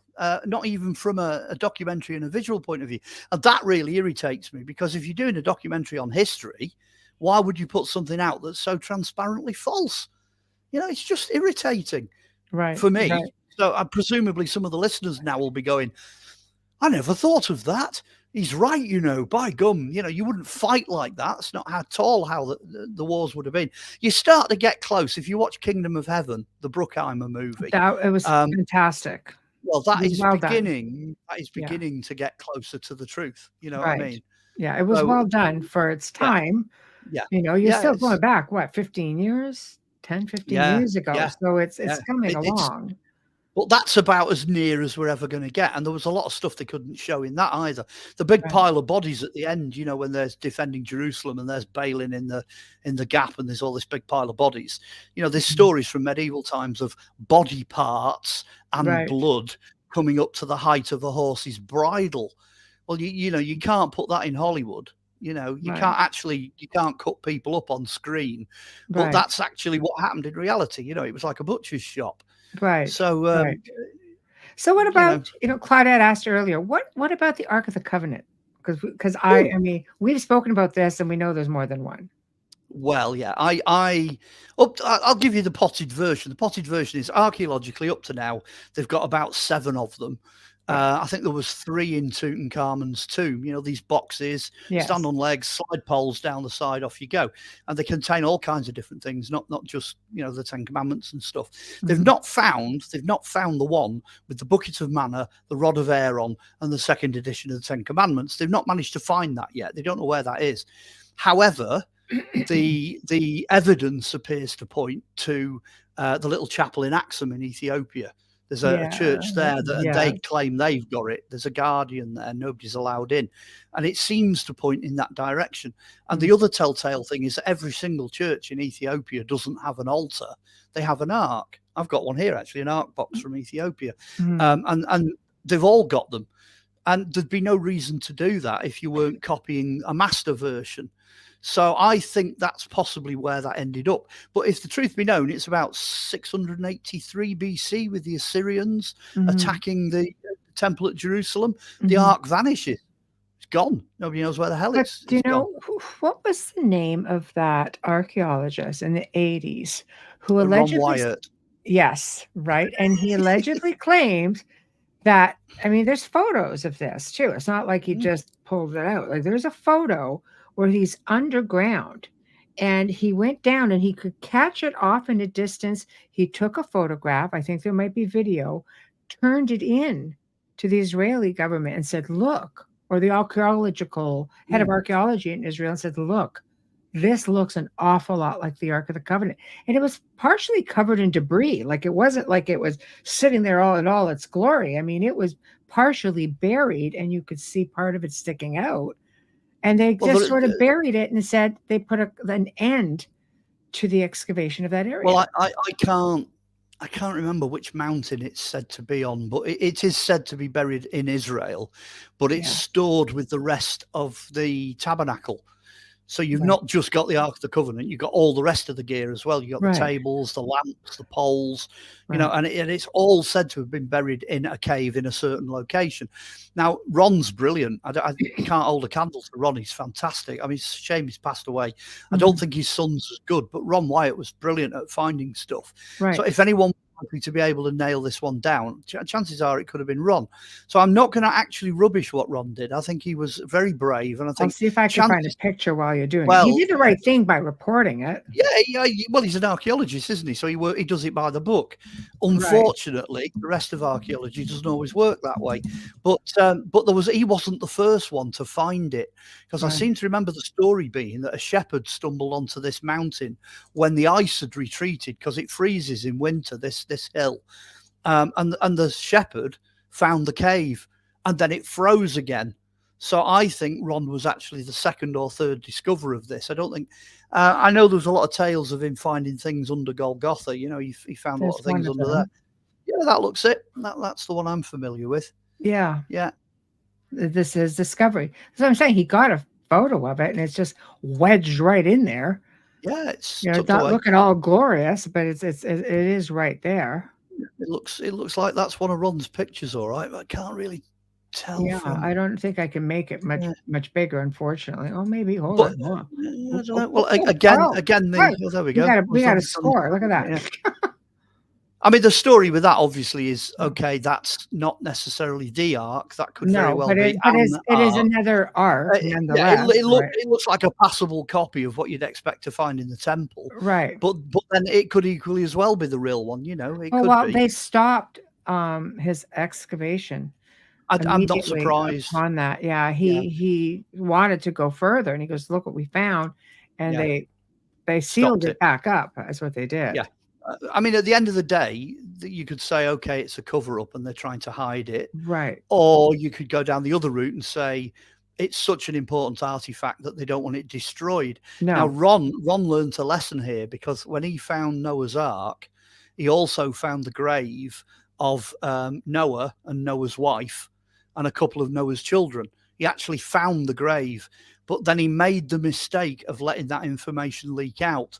And within 12 months, the grave and all the contents and the bones and everything were gone because it was raided.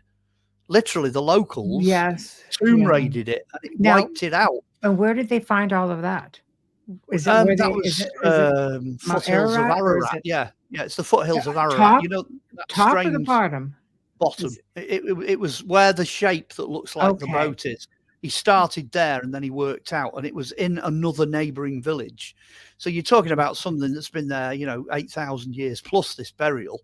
No doubt about it at all. And there was inscriptions on the tombstone and everything. That is so sad. And then they just pulled it apart because it sat on the surface. Because he identified it for them. They just tore it to bits. So that might be why they're not doing anything else with the information about that. Right. If that's the Ark of the Covenant, the last thing they're going to want to do is destroy it. Because there's a prophecy in Revelation that when the end times come and the temple's rebuilt at Jerusalem, the Ark is going to be brought back in.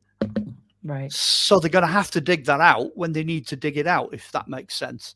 Or go and get the one from Axum in Ethiopia, if that one turns out to be the right one, Well, I mean, the story with that as well, when you look at the Queen of Sheba bringing it back after her having, a son with Solomon. And it's Menelik, I think, is the son. Yeah, Menelik is the son. Yes. Son of Solomon.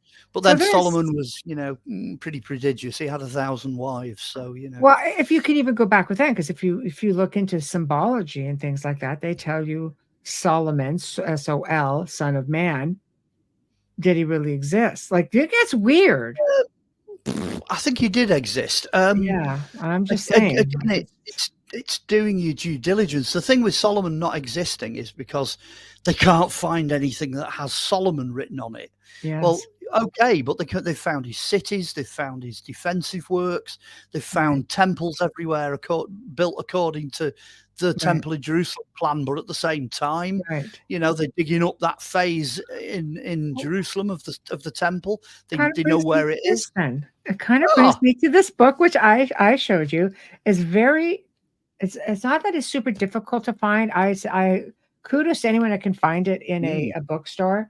But The Refuge of the Apocalypse, Doorway into Other Dimension, the story of Rennes Le Chateau, hence The Key, written by Elizabeth Van Buren.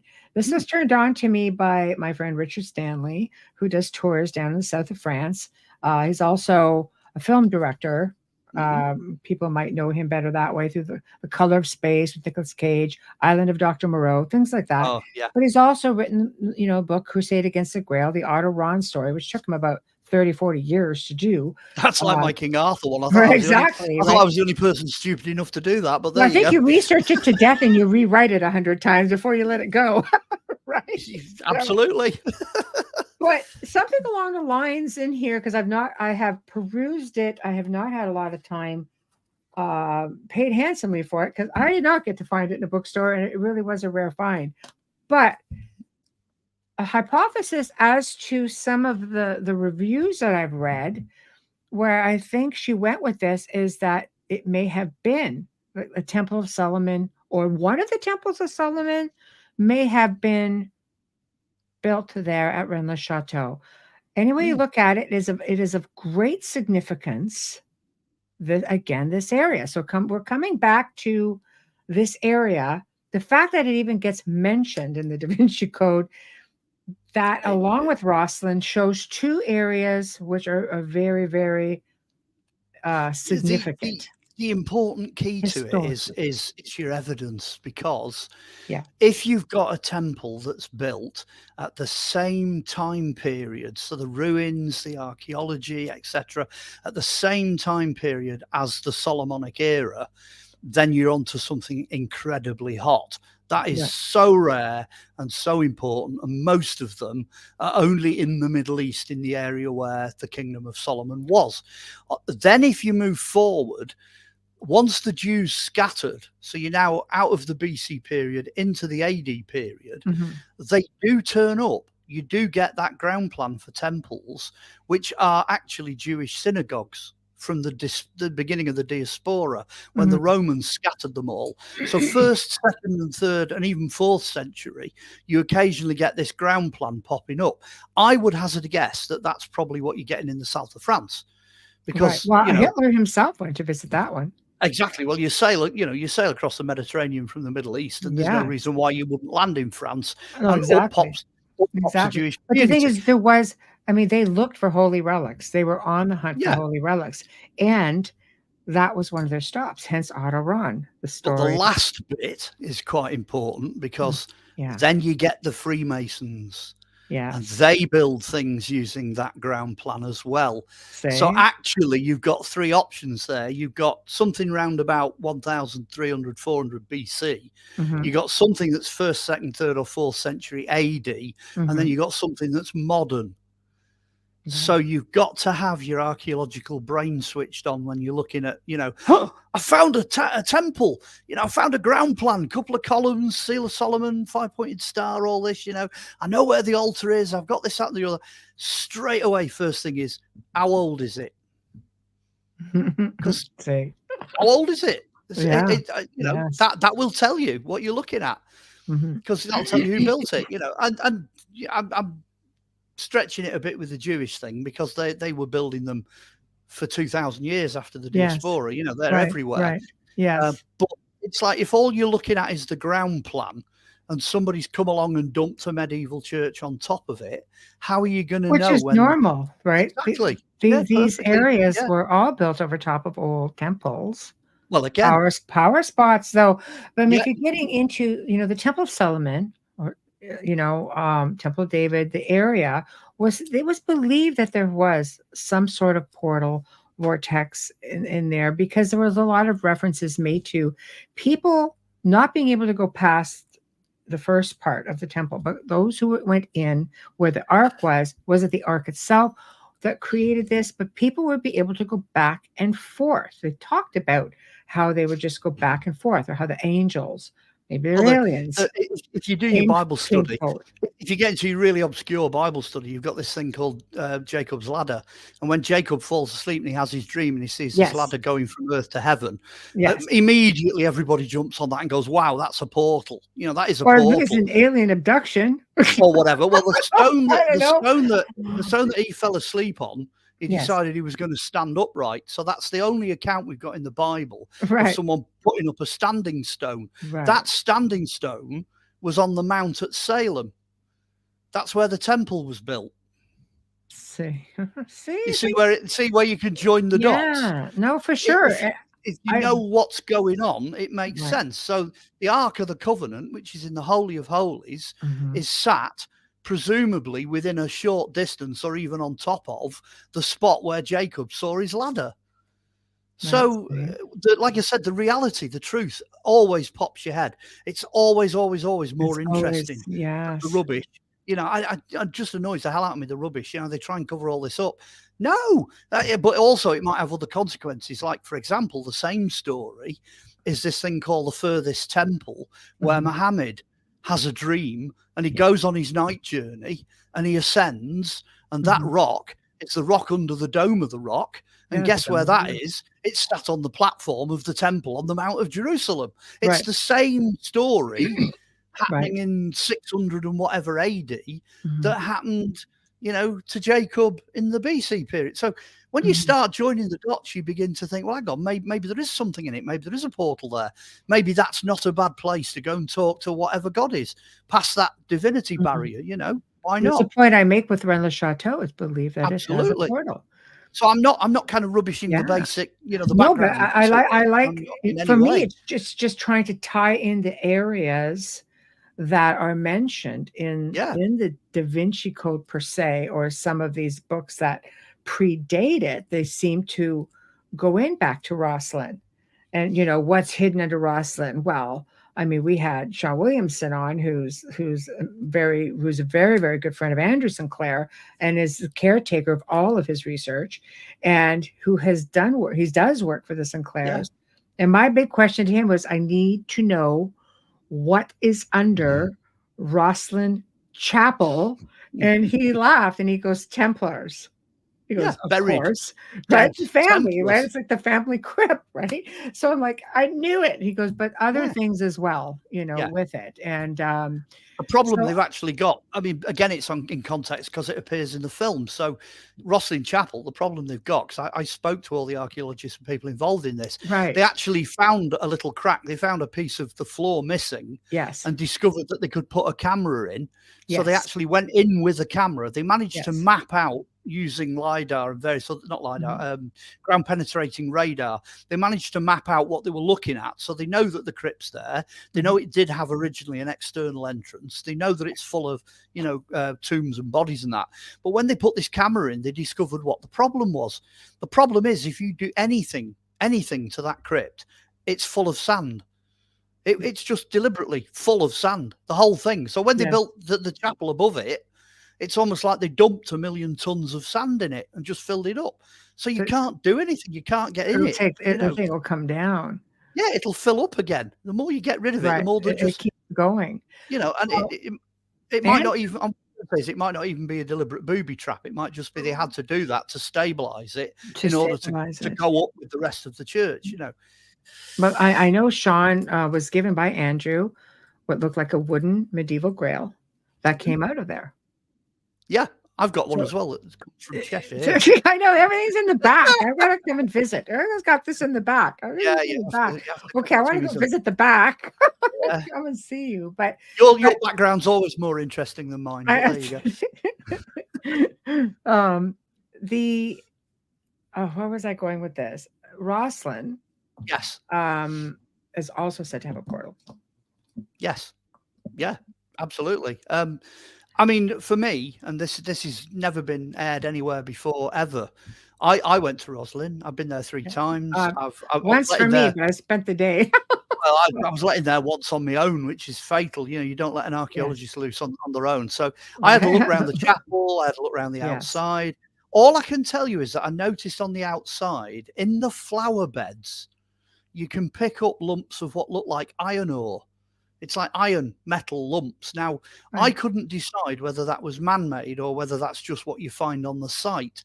But anybody that knows anything at all about dowsing, psychometry, ley lines, magnetism, earth energy, you name it, wherever you've got a high concentration of iron, you get all of those things. You get electricity, you get magnetism, you get, if those nodules that I picked up, because I only picked up a few of them, if they're natural, then it is what they call a hotspot.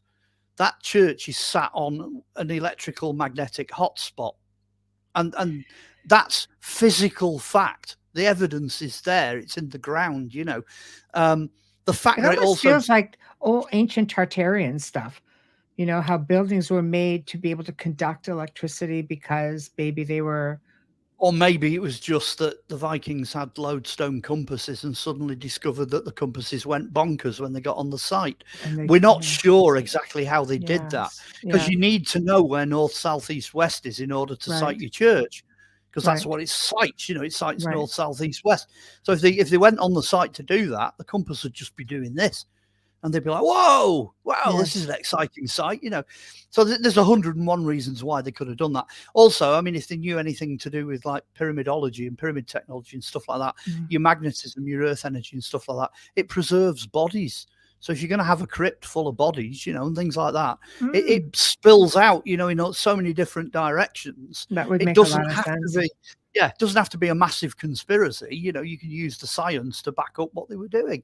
And clearly they were doing it. The evidence is there. It just, you could just go on and on and on with this stuff. So as we're slowly wrapping up, and then have you missed anything? That's the important thing. Is there anything you're missing? The Da Vinci Code, in essence, I think we've probably hit all of the major subjects. I can't think of, there's a few we've missed. I mean, like, there's that bank vault where he goes to get the secret cryptex or whatever, and all that's made up. You know, there's Well, none of that. It was staged for the movie. It's like if you go downstairs in Rosslyn Chapel, you know, and you go looking for the Mary Chapel, and you open the door, you know, that she opens to go down into that. You open the door, and all the buckets and like mops and dusters all that's fall just a out. closet. Right. The closet. But what's behind those doors in Yeah, that closet? Does it have a false door? No. It was a stage set. That's the point where they I had put to the ask. Hollywood Yes, thing. I had to ask. Yeah, I and the think guide. the next was big gonna one is Mary Go on. Magdalene buried at the Louvre under the pyramid. Probably not. There are a lot of. I'm going to say I don't know where she's buried. Okay, so let's come up Right. front and be honest. I don't know where she is, Right. but there's a lot of good sites, archaeological sites, that claim to have her. You know, I mean, Graham Phillips wrote a book, Marianne Conspiracy, and he's got her buried on flipping Anglesey. You know what I mean? If you follow the Arthurian law, there's just a possibility she might be buried underneath Joseph at Llangollen in Wales, in North Wales. But then if you start going back, if you have a look at what the Romans had to say about where they thought she was, they think she's buried somewhere in the area where she lived. You know, somewhere around France. well, ended up in the south of France well, because there's temples and churches to her everywhere. There's the a Black cave Madonna that she, in and- her later years, she was said to have spent a lot of her time in a cave. Like the she problem sort of the problem went the you've other got way. is on the Joseph boat, there are Yeah. at least 3, possibly 4 Marys. Because Right. you got Mary Magdalene, you got Mary, the Mother of God, you got Mary, the handmaiden, who's also known as Anna, and then there's an Ethiopian handmaiden who's known as Mary. Now, if I was a betting man, I'd say she's the Black Madonna, because she's in the right place at the right time with the right coloured skin. She's a Christian. She's going to evangelize because she's part of that particular party. And when that boat containing all the other famous characters arrives here in Britain, she's not on it. She's missing. She's missing from the account. So that's the one I would say is the smoking gun. I think it's the Ethiopian handmaiden that got off the boat and settled in France. I reckon all the rest of them did as well. I reckon they just parked up for a bit, you know, and lived there for a while before they carried on. I don't have any problem with that at all. So if somebody said, oh, yeah, you know, Mary Magdalene was here, or Mary, the Mother of God was here, I'd be like, fine. Yeah, okay, there's no problem with that at all. I just think the one that they left behind was the Ethiopian handmaiden, and that's where you get the Black Madonna from. That's what I think. But you've got that. You've got that as an option. You've also got the option where Mary lived around the Sea of Galilee. There's a village there that claims to have the burial there. So you take your choice. Wow. It's like a crapshoot, you know, just throw the dart and see where. I mean, the oldest accounts, there are 2 of them, is the Joseph Grail account that brings Joseph over here, heading for Britain, at the same time as we've got all the gospel material that puts everything around Galilee and over in that area, you know. So they're both there, those 2. So that's where I'd start. If you want to find out, that's where I'd start unpicking that. She's not on Anglesey though, definitely not. That's poor old Graham Phillips got that wrong. So do we know if she ever went on, if she did not marry Yeshua? Did she go on to marry and have children? No. That's nowhere does it ever say that Mary, the Mother of God, produced anybody else. It doesn't say but that. I mean Mary Magdalene. Oh, the Magdalene. Well, that's different. But if it's the Magdalene, it's not the bloodline of Christ, is it? It's the bloodline of Magdalene. So, but I'm wondering if somewhere along the line, because of the assumption that, you know, he kissed Mary on the lips, blah blah blah, and then she ends up with children. Or the elbow. Right. It really seriously doesn't say. It doesn't say that. No, but this is the interpretation. So there's something that led this big movement prior to the Da Vinci Code. So I guess my question is, did she go on to marry Mary Magdalene, and have children? And could she have joined the Essene movement? Did everybody just assume that he went with her? I guess is where I'm going with. Okay, there's a whole bucket of different things there. Because, for example, the Essene. Yeah, we only have 10 minutes. Well, yeah, I mean, the Essenes, for example, as far as we can tell, yes, never married. They were men only because they were waiting for the end of the world, you know. So why bother? Right. They didn't want to produce any kids at all. So most of the Right. bodies out there are male. Okay. And again, there's no evidence that the Essenes have had anything to do with the Dead Sea Scrolls. Some of the scrolls are Essene, but some of them are not. So they're clearly not necessarily coming from that as a source.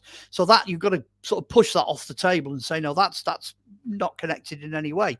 Mary Magdalene, clearly she is an extremely strong spiritual, and I'm going to stick my neck out here, say apostle, because she is on a par with all of the other apostles and did go on to preach the word, sort of very clearly. Very clearly, all the evidence we have that has survived puts her on a level with Peter, Paul, John, you know, you name it, reel them all off, you know.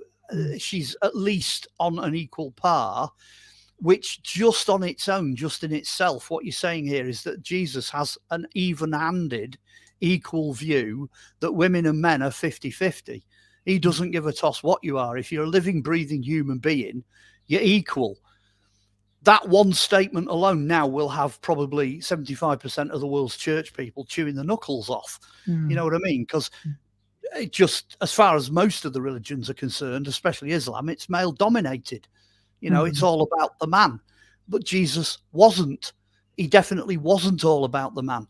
At a time when that equality was unheard of, he was walking around preaching equality.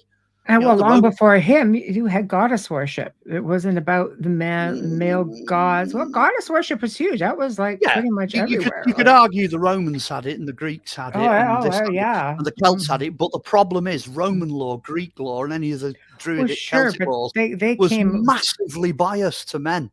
Funny. Enormously biased. I mean, most of the women that went into religious orders did it because they were trying to escape men. That was the only way you could get out of it. What's your take on this? Diane says Catholic Church recently stated Mary Magdalene marriage with Jesus Christ and had 2 children. It's nonsense. They have no evidence for it. That's my reaction to that. And I would say, okay, the representative of the Catholic Church is the Pope. The Pope, everything that he declares on behalf of the Catholic Church is in writing. Their papal dictates, their papal decrees. So that could be a rumor, and I would say, right, scutter off, go to the Catholic sources or whatever, speak to your local Jesuit and find out where the Pope's declaration on that is, because again, I'm going to stick my neck out. I'm 80% certain there won't be one, because as far as I know, because I follow the Catholic stuff quite religiously. I'm not a Catholic, I can assure you, but I follow it. We spent three years educating in. Well, I'm independent church. I'm a different, but I am qualified because I did the Bible college side of it. But I've studied the Bible now for how many years? Over 50 years. So, I've got all of that. And I know people. I know Jesuits. I know Masons. I know, Templars. I know people who are exactly what they say they are.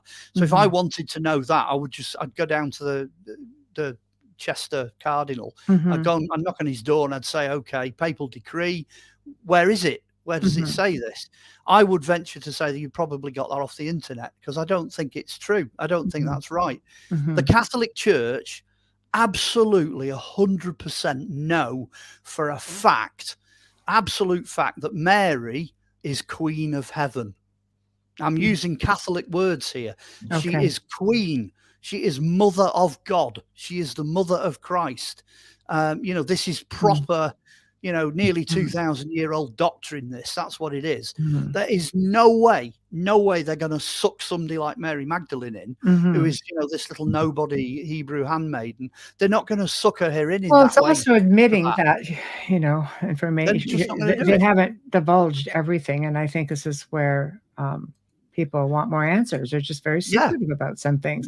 It's like you're saying, well, we're taking your word for it. Just because they did a doctrine or a pope 2,000 years ago decides to put it in writing doesn't necessarily mean that it is the word. No. Right? But on the other hand, eliminate the New Testament, get rid of that, because Jesus didn't have it. It wasn't even written at that point. He was still alive on planet Earth. The only thing that Jesus had was the Old Testament.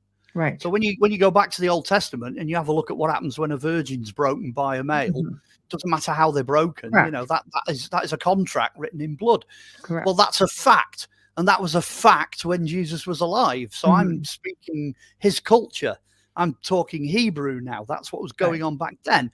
Now, if he came to fulfill all the laws, that is the known historical significance of the virgin birth, is that God marries the goddess. You know, he's joined to her. That then means he cannot have anybody else. He is a type. He is a physical type of the original perfect Adam. And the original perfect Adam, which caused all the sin and everything, his entire ministry was to become the new Adam and die as a sacrifice to eliminate that sin. That's the only reason, the one and only reason that the Bible and Jesus and everything exists.